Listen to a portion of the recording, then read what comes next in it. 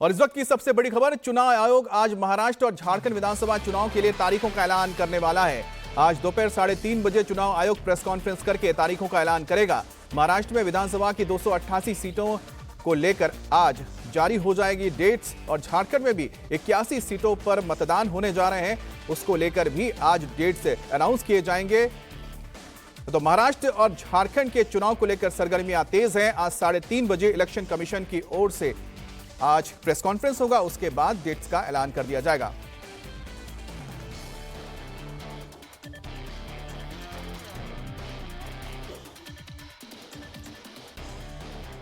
और इस वक्त मेरे सहयोगी दिनेश मौर्य हमारे साथ जुड़ गए हैं। दिनेश, आज 3:30 बजे इलेक्शन कमीशन की ओर से प्रेस कॉन्फ्रेंस किया जाएगा, तो जाहिर सी बात है कि डेट्स अनाउंस हो जाएंगे, लेकिन उससे पहले मुंबई में और खास तौर पे पूरे महाराष्ट्र में चुनावों को लेकर सरगर्मियां काफी तेज होंगी।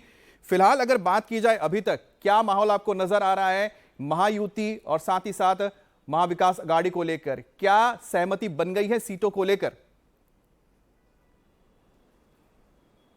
देखिए, दोनों ही गठबंधन का दावा है कि लगभग सहमति बन गई है। कुछ एक विवादित सीटें हैं जिसको जल्द सुलझा लेने का दावा किया जा रहा है और आज संभवतः भारतीय जनता पार्टी की तरफ से पहली लिस्ट भी जारी की जा सकती है। वहीं दूसरी तरफ महायुति की जो अन्य दल है वो भी उनकी संयुक्त प्रेस कॉन्फ्रेंस होने वाली है दोपहर को 2:30 बजे। तो ऐसे में महायुति की पहली लिस्ट जो है वो संभवतः आज दोपहर को ही जारी हो सकती है। वहीं दूसरी तरफ महाविकास आघाड़ी का कहना है कि वो भी अगले 1 से 2 दिनों में वो भी अपनी पहली लिस्ट जो है वो जारी कर सकते हैं। जो कुछ एक विवादित सीट है उसका हल जो है अगले 2 से 3 दिनों में निकालने का दावा जो है दोनों ही गठबंधन की तरफ से किया जा रहा है। लेकिन लगभग महायुति हो या फिर महाविकास आघाड़ी वो पूरी तरह से तैयार है।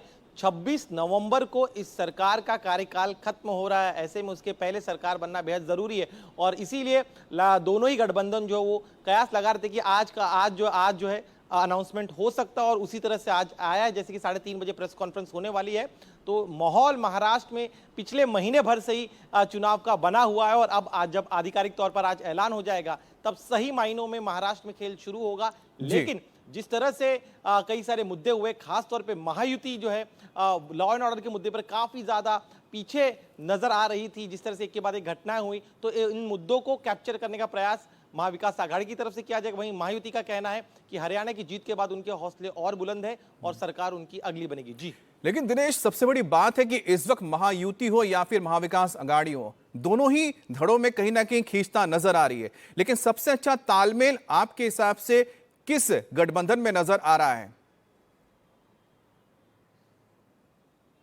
देखिए, महाविकास आघाड़ी में बहुत अच्छा कोऑर्डिनेशन है। कुछ एक सीटों को अगर छोड़ दे तो जमीन पर भी उनके जो कार्यकर्ता है वो उनके ट्यूनिंग काफी अच्छी हो गई। लोकसभा चुनाव में हमने देखा था, सीट बंटवारे में भी हम देख रहे थे, मुख्यमंत्री पद को लेकर जरूर थोड़ा तनाव है, लेकिन जब सीटें जीतने की बात आती है और जमीन पर काम करने की बात आती है तब महाविकास आघाड़ी में कोऑर्डिनेशन बहुत अच्छा है। लेकिन जो लोकसभा में जो एक अच्छा पैटर्न नजर आया था महाविकास आघाड़ी में, वो विधानसभा में दिखाई देगा या नहीं ये फिलहाल कहना थोड़ा कठिन होगा। लेकिन दूसरी तरफ अपनी लोकसभा की गलतियों से सीखते हुए महायुति ने भी जो है उनके कोऑर्डिनेशन में काफी ज्यादा कमियां थी, उसे सुधारने का प्रयास किया है।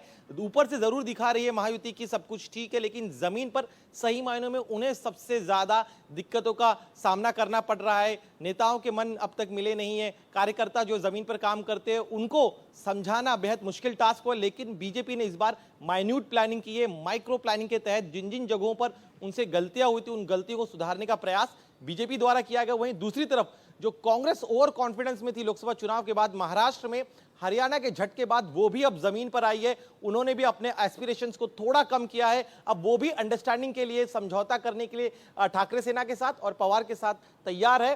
खास तौर पे इन पूरे घटनाक्रम में शरद पवार बेहद शांत रहकर सटीक प्लानिंग कर रहे हैं। लोकसभा चुनाव में कम सीटों में लड़कर उन्होंने ज्यादा सीटें हासिल की है, ठीक इसी तरह से इस बार भी जो विधानसभा चुनाव होंगे तो बिना बड़बोलेपन के एक एक कर जो है अपने नए साथियों को जोड़ रहे हैं। खास तौर पे अजीत पवार की पार्टी के जो बड़े नेता है उनमें डेंट कर रहे हैं, उनके नेताओं को अपने साथ जोड़ रहे हैं। तो ये शरद पवार की रणनीति है। जमीन पर अगर दोनों को देखें तो फिलहाल कोऑर्डिनेशन के मामले में महाविकास आघाड़ी काफी बेहतर करता हुआ नजर आ रही है। जी, अच्छा, एक और बात है दिनेश की, वो है कि जो जातीय समीकरण है वो किस गठबंधन के साथ ज्यादा मजबूती से नजर आ रहा है? बहरहाल एक Hindutva non Hindutva vote bank का तो समझ में आता है और इसको लेकर शिवसेना और बीजेपी में कहीं ना कहीं दो फाड़ होगी, लेकिन इसके अलावा जो हम देखने जाए मराठा वोट हो गए या फिर वहां पर जो एससी वोट्स हो गए, वो किस गठबंधन के साथ ज्यादा अलाइन नजर आ रहा है?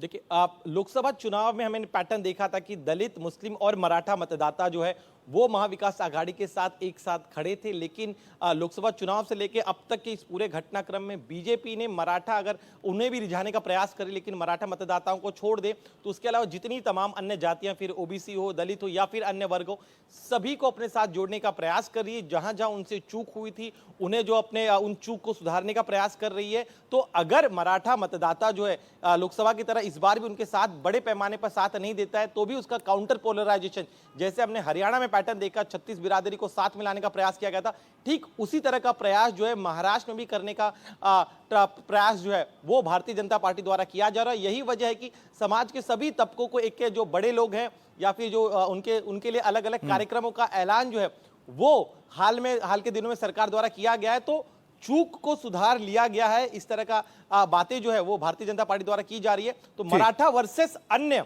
जातियां जो है उनका एक बार पोलराइजेशन हमें इस चुनाव में भी दिखाई दे सकता है। बीजेपी का दावा है कि उन्होंने तमाम अन्य जातियों को अपने साथ जोड़ लिया है और उसका नतीजा जो है वो संभवतः आगामी विधानसभा चुनाव में भी चलिए, लेकिन दिनेश ये बताइए कि ये मुश्किल कैसे दूर होगी कि मुख्यमंत्री कौन होगा? दोनों ही मुझे लगता है खेमों में मुख्यमंत्री के चेहरे को लेकर संशय बना हुआ है।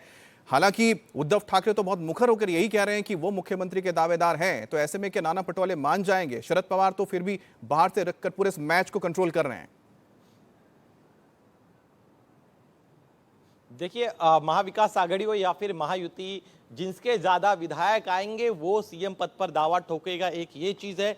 महाविकास आघाड़ी की बात करें तो वो चूंकि लगभग सभी के इक्वल नंबर फिलहाल स्थिति में, भले ही किसी एक पार्टी का ज्यादा विधायक आ जाए तो 2.5 साल का टर्म जो है कम से कम महाविकास आघाड़ी में ये फॉर्मूला काम किया जा सकता है, काम कर रहे हैं कि जिसके भी ज्यादा विधायक आएंगे उनका मुख्यमंत्री पहले बनेगा। लेकिन चूंकि सभी की स्ट्रेंथ जो है वो इक्वल नंबर की फिलहाल नजर आ रही है, ऐसे में भले ही कोई एक दल जो है, चाहे कांग्रेस हो, चाहे ठाकरे सेना हो या फिर शरद पवार की पार्टी हो, भले किसी को पहले अगर उनकी सरकार बनती है तो 2.5 साल का टर्म एक पार्टी को मिलेगा, उसके बाद जो सेकंड नंबर की पार्टी होगी उसे दूसरा 2.5 साल का टर्म दिया जाए। इस तरह के फॉर्मूले पर वो काम करे। वहीं दूसरी तरफ महायुति का कहना है कि वहां पर भी यही फॉर्मूला है। बीजेपी का दावा है कि अगर उनके ज्यादा विधायक आते हैं, इंटरनल बातचीत में वो कहते हैं कि उनका दावा होगा कि वो मुख्यमंत्री बने। वहीं शिंदे सेना की तरफ से कहा जा रहा है कि फिर एक बार जो है एकनाथ शिंदे ही मुख्यमंत्री बनेंगे।